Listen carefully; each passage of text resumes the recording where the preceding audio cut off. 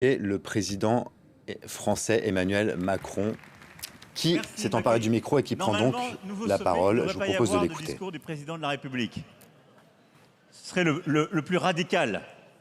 Je vais juste dire quelques mots. D'abord, remercier les ministres qui m'accompagnent.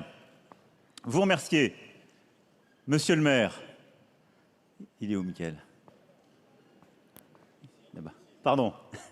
Non, merci beaucoup pour l'accueil, la préparation, tout ce qui a été fait. Vous l'avez parfaitement dit, mais c'est une ville, une métropole qui porte dans son histoire, dans sa population, ce lien à l'Afrique.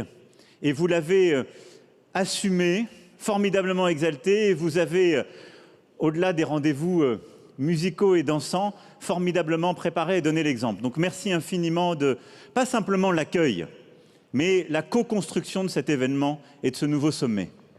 Je veux aussi remercier Madame la Présidente du Conseil régional, chère Carole, de nous accueillir dans cette belle région qui a cette tradition et cette histoire de fraternité, et si je puis dire, dans vos murs, dans cette aréna qui est aussi celle du Conseil régional. Donc merci beaucoup.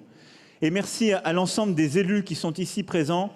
On a beaucoup d'élus du département, de la région et de parlementaires de tous les territoires hexagonaux, ultramarins et des Français de l'étranger qui sont engagés justement dans la vitalité de ce lien et qui ont été beaucoup engagés aux côtés des ministres dans les textes qui ont permis de faire avancer beaucoup de sujets.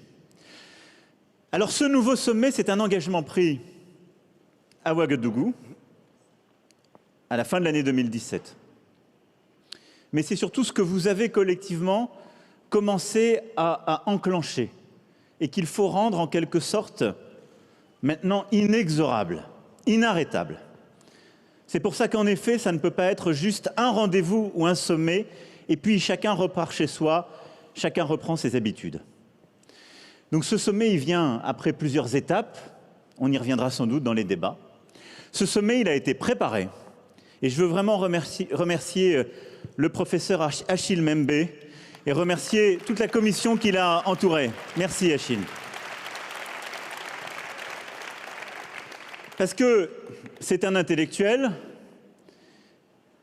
il a sa propre relation intime, personnelle, intellectuelle et artistique avec évidemment le continent.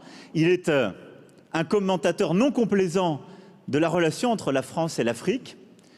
Mais je peux vous dire qu'il a passé un temps colossal à animer, préparer, travailler avec justement des groupes de jeunes partout à travers le continent pour que ce nouveau sommet soit aussi force de proposition. Et donc, il y a un rapport qui m'a été remis.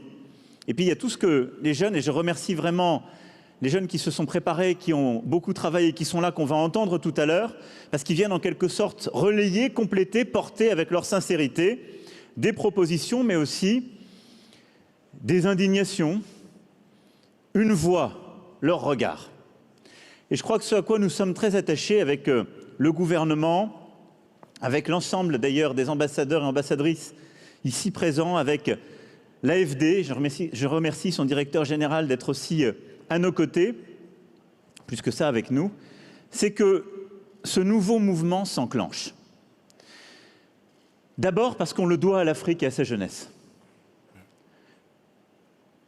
Tous autant que nous sommes dans cette salle,